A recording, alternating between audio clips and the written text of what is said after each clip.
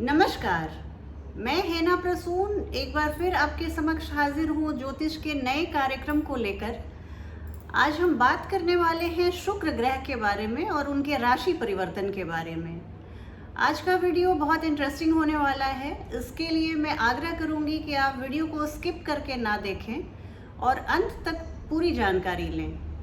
शुक्र का ये गोचर हम सभी 12 राशि वाले लोगों के लिए बहुत ही महत्वपूर्ण रहने वाला है और वीडियो के अंत में मैं कुछ बहुत ही कारगर रेमेडीज बताऊंगी, जिससे अगर कुछ राशियों के लिए अगर शुक्र का ये गोचर अच्छा नहीं है तो उसे कैसे हम अनुकूल बना सकते हैं। कुछ बहुत ही प्रैक्टिकल रेमेडीज लेकर मैं आपके सामने आऊंगी, तो इस वीडियो को आप अंत तक ज़रूर देखें। अब बात करूंगी शुक्र ग्रह के राशि परिवर्तन के बारे में। 28 मई को शुक्र अपनी स्वराशि वृषभ राशि को छोड़कर अपनी मित्र राशि मिथुन राशि में प्रवेश करेंगे। यहाँ पर ध्यान देने वाली ये बात है कि शुक्र एक जल तत्वीय ग्रह हैं और बुध ग्रह जो है वो वायु तत्वीय ग्रह है। अब जल और वायु का जब समागम होगा तो क्या होगा, हम सभी 12 राशि वाले लोग इससे काफ़ी प्रभावित होंगे।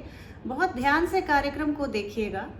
तो अगर मैं शुक्र के संरचना की चर्चा करूं तो इन्हें ज्योतिष जगत में जल तत्वीय मानते हैं, इसे एक स्त्री ग्रह मानते हैं और साथ ही साथ हम देवताओं के गुरु जैसे बृहस्पति को मानते हैं, वैसे ही असुरों के गुरु शुक्राचार्य को मानते हैं और शुक्र ग्रह असुरों के गुरु शुक्राचार्य को ही इंगित करते हैं। यहाँ पर यह भी ध्यान रखने वाली बात है कि शुक्र ग्रह को हम संगीत, साहित्य, भोग, विलास, ऐश्वर्य, सौंदर्य, विलासिता, opulence, luxury, photography, editing, film, entertainment industry, hospitality industry, 5 star hotels, restaurants, acting, modelling, इन सब के कारक ग्रह मानते हैं। शुक्र की कृपा हो तो व्यक्ति को पारिवारिक कलह का कभी सामना नहीं करना पड़ता। उसके सारे रिश्ते काफ़ी मधुर बने रहते हैं और सारी उम्र वो अपने परिवार की आंखों का तारा बनकर व्यतीत करता है। यह ज्योतिष जगत में सर्वाधिक शुभ फल प्रदायक ग्रह की संज्ञा दी जाती है।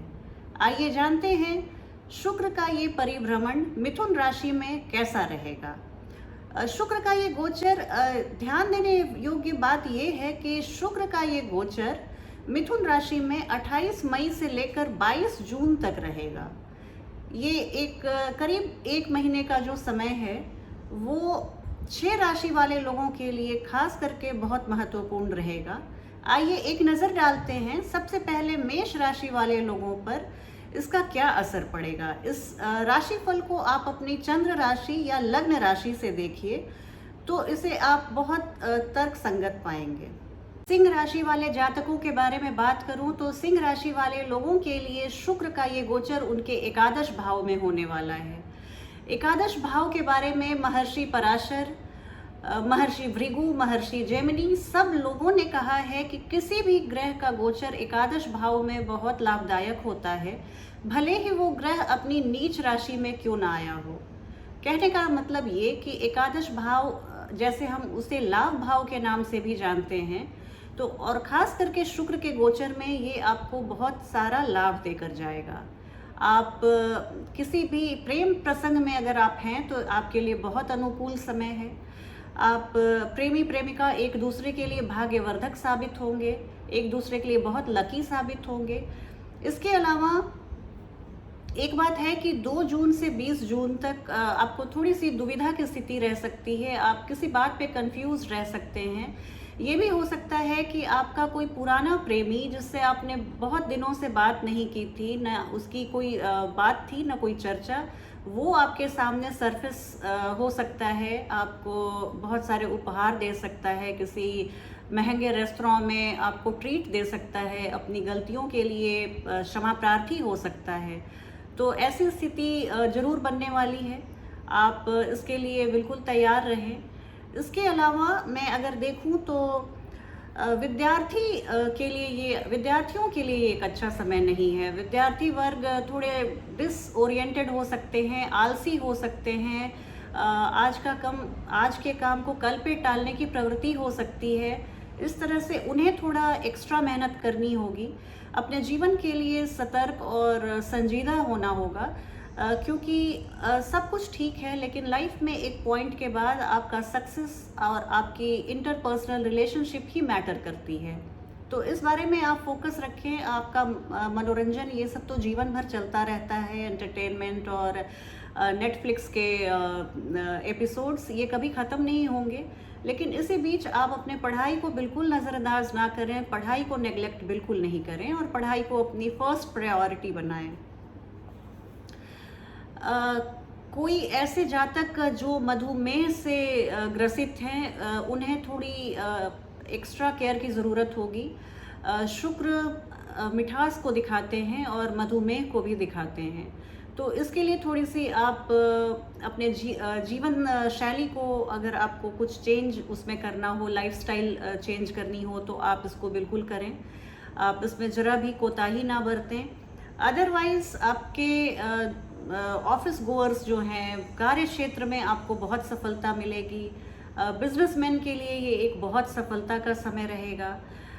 कोई ऐसे जो फीमेल प्रोडक्ट्स के, अगर आप ऐसे बिजनेसमैन हैं जो फीमेल के सामानों की आप खरीद बिक्री करते हैं, तो उनके लिए ज्वेलरी के, ऐसे कपड़ों के, लेडीज़ गारमेंट के, तो ऐसे लोगों के लिए एक बहुत ही अनुकूल समय है। उन्हें धन लाभ होगा, लक्ष्मी प्राप्ति होगी।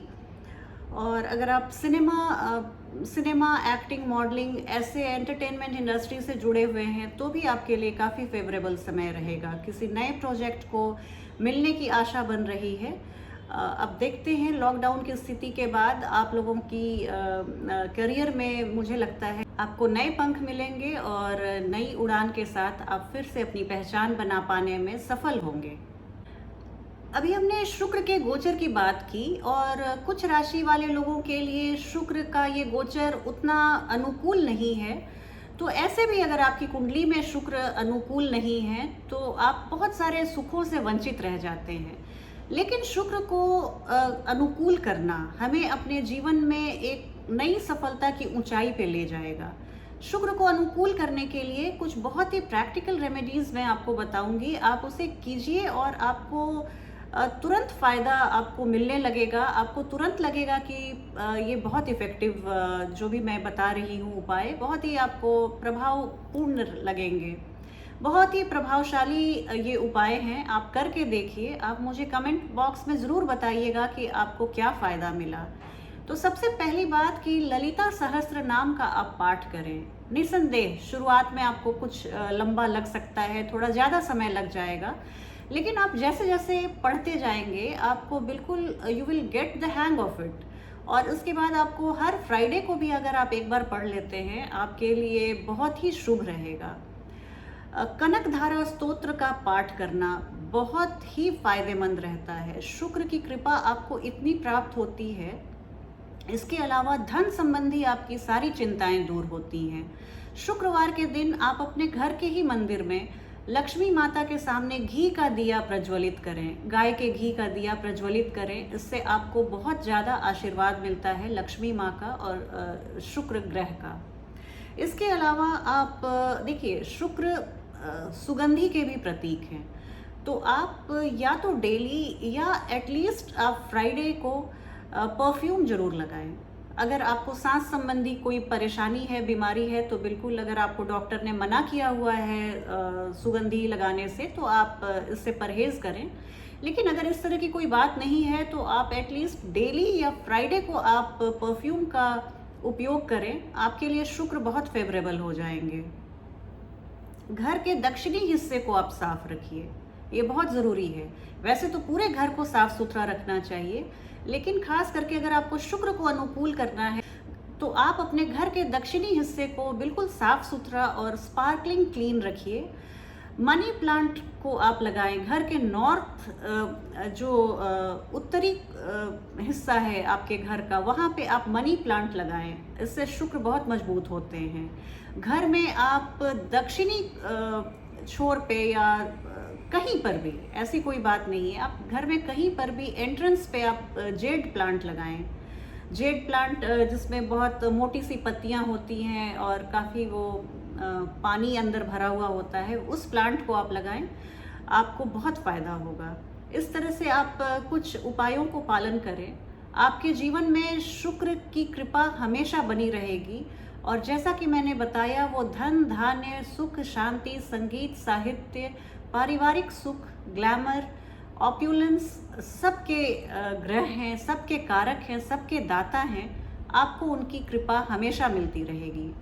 इसके साथ ही मैं हमेशा की तरह आपसे आग्रह करूंगी कि आप मेरे चैनल को सब्सक्राइब कीजिए, और वीडियो पसंद आए तो आप लाइक का बटन दबाएं, चैनल को सब्सक्राइब करें और वीडियो के लिंक को अपने फ्रेंड्स और फैमिली में शेयर करें। आपके सपोर्ट, आपके सहयोग के लिए मैं हमेशा आभारी रहती हूँ। अगली वीडियो में जल्दी ही मिलूंगी आपसे। तब तक के लिए नमस्कार।